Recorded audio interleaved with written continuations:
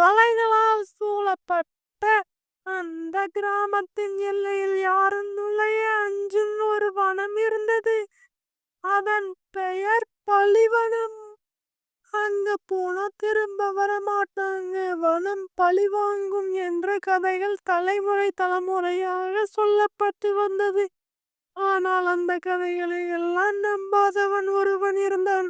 அரவிந்த் ஒரு இளம் ஆய்வாளர்.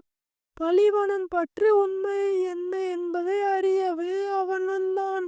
ஒரு மாலை நேரத்தில் தைரியமாக வனத்திற்குள் நுழைந்தான்.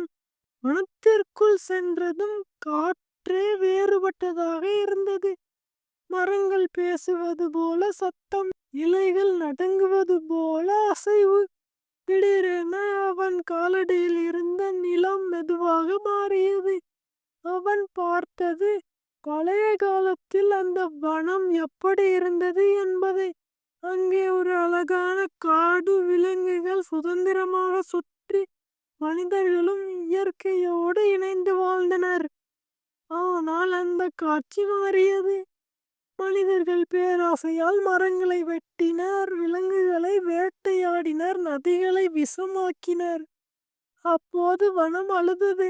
என்னை அழித்தால் உங்களை நான் மறக்க மாட்டேன் என்று ஒரு கனமான குரலில் முழங்கியது. அந்த நொடியில் அரவிந்த் உணர்ந்தான். பலிவனம் மனிதர்களை பழிவாங்கவில்லை, அவர்கள் செய்த பாவத்தை அவர்களுக்கே திருப்பி காட்டியது. அரவிந்த் வனத்தை விட்டு வெளியே வந்தான். அவன் பயந்தவன் இல்லை, மாறாக பொறுப்புணர்ச்சியுடன் திரும்பினான்.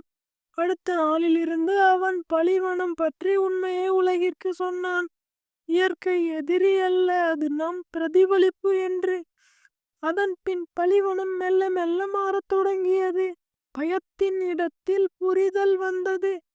பலிவனம் இடத்தில் பாதுகாப்பு வந்தது. பலிவனம் இன்னும் இருக்கிறது, ஆனால் இப்போது அது எச்சரிக்கை, பலி அல்ல.